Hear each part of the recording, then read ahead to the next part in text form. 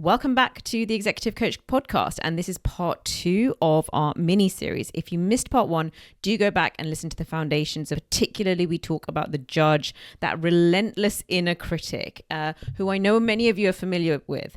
And today is my sort of love letter to my clients, really. This is getting into the heart of it. It's something that comes up so frequently, the hyperachiever and the hyper-rational. Now, these are the ones that on the surface, organizations reward. They can fuel incredible performance, but left unchecked, they can distort our sense of self-worth. And let me tell you, my clients are now often coming to me specifically wanting to work on their self-worth. This is something that becomes really important and almost something that you can't ignore after a certain point, because it is really getting damaging to the rest of you when that self-worth has not been examined. Hyperachiever can undermine relationships, create blind spots. So this is a profound conversation. For me personally, it was quite emotional, actually. I share quite openly how it has impacted me. And Graziela brings such powerful insights here about how when this is overused, it can come at a real cost. So as you listen today, notice where these saboteurs might be either showing up for you or in those around you, because once you see them, you can start to shift them. And I can assure you that that is something that is going to have a tremendous impact for you if you are able to shine a light on it and shift it over time. So let's dive in. So Graziela, thank you so much for being back today. Pleasure. Shall we dive straight into one of the saboteurs that might resonate for my audience, which is the hyperachiever? Do you want to define what a hyperachiever is? Yes, that's a good start. So hyperachiever is very common among my clients. I had a high hyperachiever myself when I started this work, and it was very interesting. And I think it comes from early childhood and the way we've been raised with this, okay, you are worthy if you achieve. And so if you get good grades, you get praised. If you win a competition in sports, you are praised. And the whole way that we are validated by the external world is by achieving. And so that becomes ingrained. And we start having this association between our value and our results. But life happens, and very often in our lives we have challenges in our careers. An entrepreneur has a business failure, you get fired, you don't get along with your boss, and then suddenly, who are you? And especially when I see clients in transition, who am I if not my professional identity? If my LinkedIn doesn't look incredible, I don't have value. And I have to remind them, your value, your professional life is part of who you are. And yes, it's great to be ambitious and to be driven, but your successes are specific accomplishments that don't define you, right? And start to pay attention to how you are linking achievement with worthiness, with value. And again, going back to the children's example, right? And the conditional love, right? We want to give unconditional love to ourselves and to others. Even if our best friend doesn't have a successful career, you can love them. You can appreciate them for who they are. But no, we give others a lot of power over us. And if you look at actors and authors, how many times they put their work out there and they were rejected. Does that mean the work doesn't have value? Think about Harry Potter. 15 times rejected. Doesn't have value. We are giving others so much power over us when we say, well, they determine if I am worthy or not.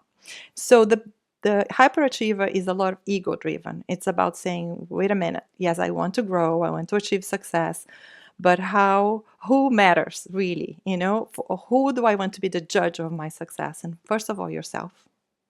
So you need to give back yourself. And as a coach, I want my main driver of success is to participate in my client's journey and help them become a better version of themselves.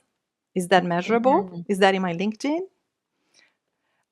It's that feeling of contribution, right? Impact.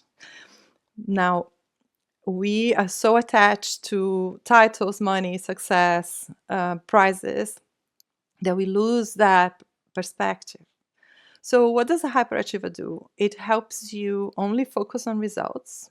It helps you determine your worthiness and other people's based on their results. And so you have a friend who's not doing so well professionally, you suddenly devalue them.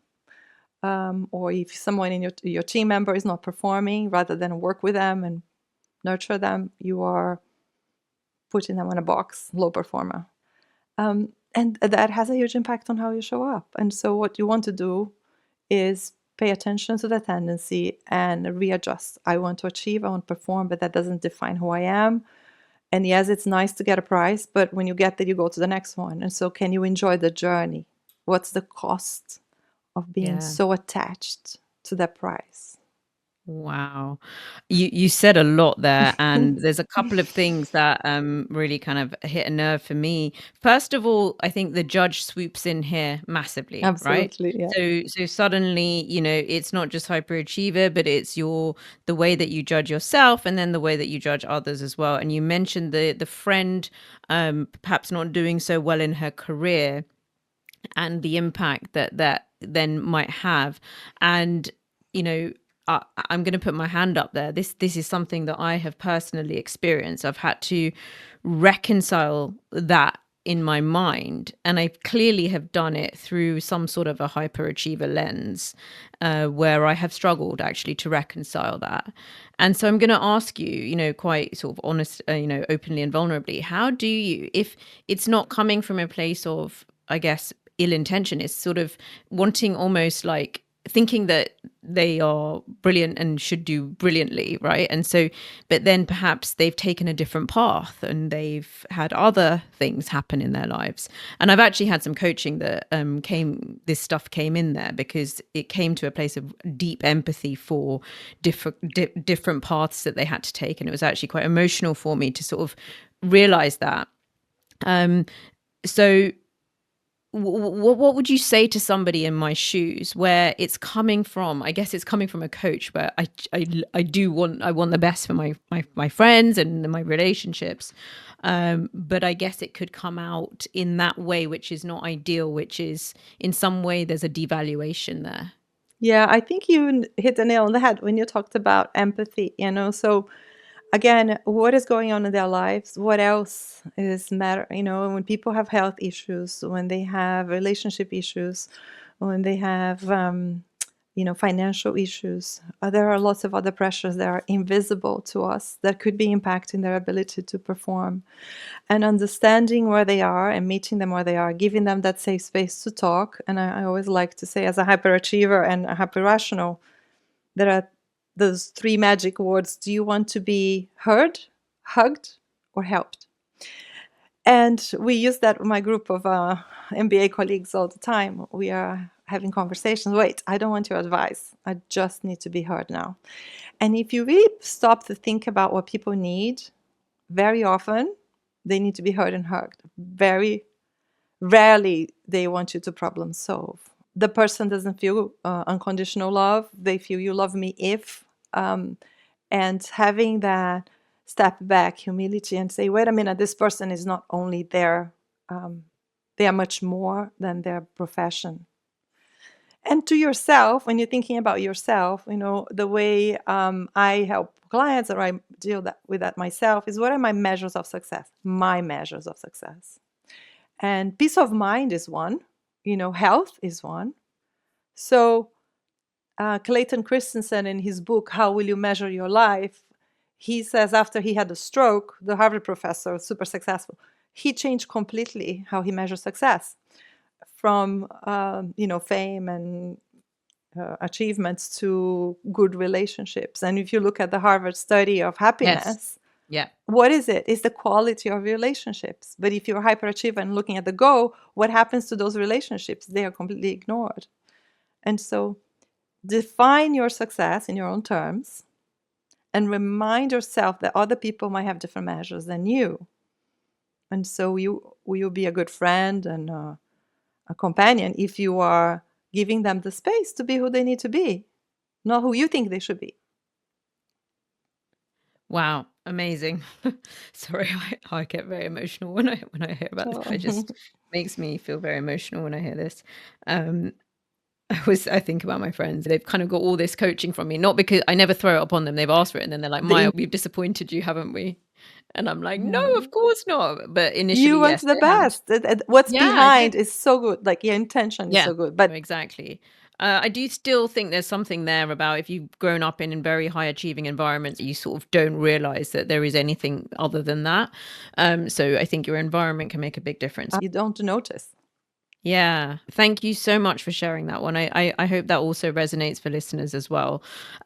So we did also, as you were talking about that, you talked about hyper rational. Was there anything you wanted to add on the hyper rational one? Because I think you were saying perhaps that the emotional pieces can, and I've certainly seen this, I think it's undervalued in organizations or in the world.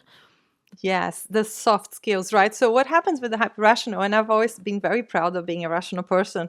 My husband says, "Oh, you're not very emotional," and and I was so proud of myself until I realized that I had a really high hyper rational saboteur, and I said, how is that bad?"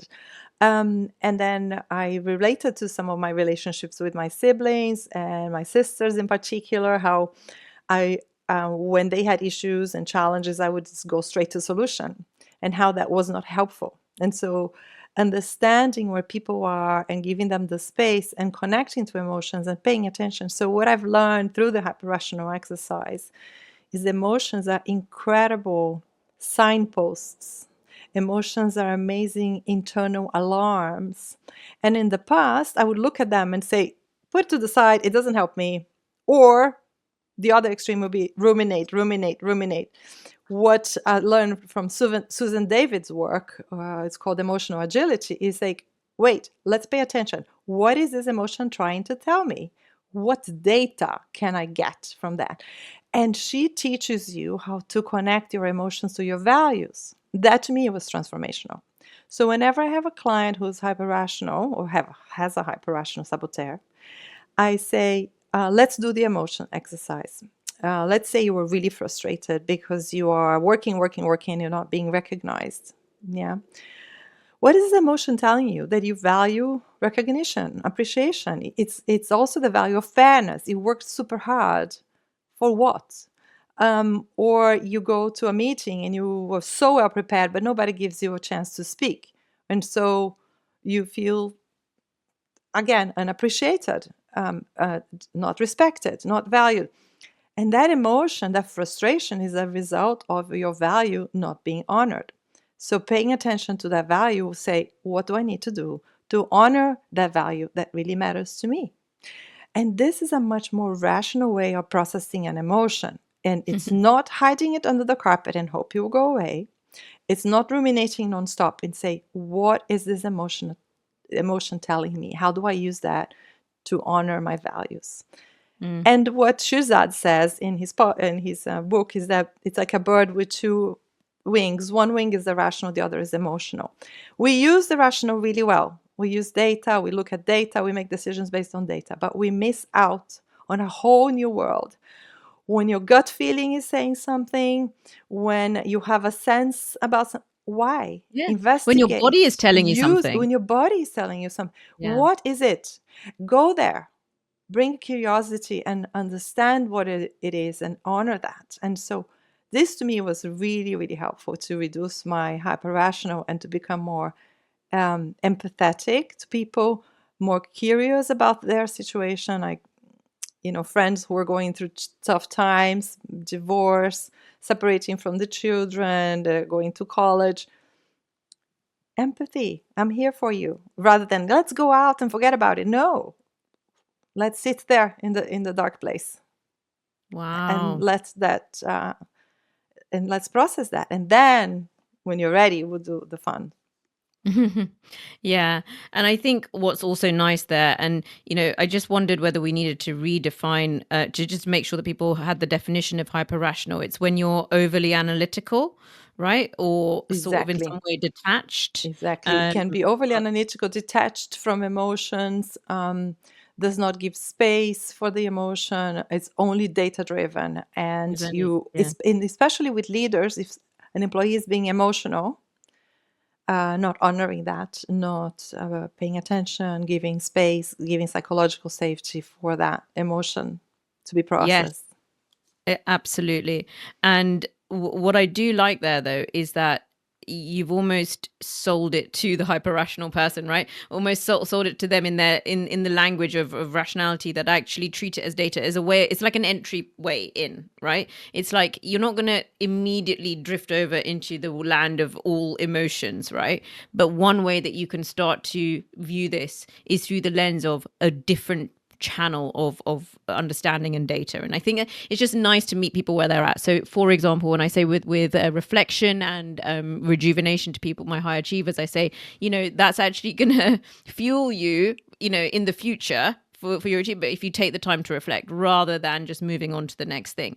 Or for perfectionism, I say to people sometimes, I say, look, I'm not going to stop it tomorrow. You're not going to change your entire way of being. And sometimes that's more exhausting.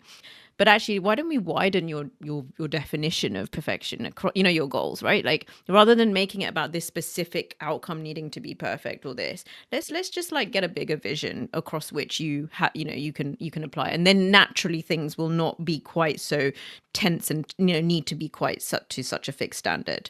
So anyway, it's I just love interesting. that. Yeah, really good opening up the options and realizing you have choices. Yes, and channeling things that maybe come fairly naturally to us, but maybe redirecting them in ways that can then open up, especially with some of these saboteurs. Okay, I want to wrap up this part of the conversation, and then we're going to reconvene and get into a couple of the other saboteurs and then some of the sage pieces, right? I've loved this conversation. I've loved it too. Thank you for inviting me. And I'm so glad you're giving this platform for more people to know about it. So, thank you. A pleasure to collaborate. Well, thank you for listening to the Executive Coach podcast, and I look forward to connecting with you next time. Bye-bye.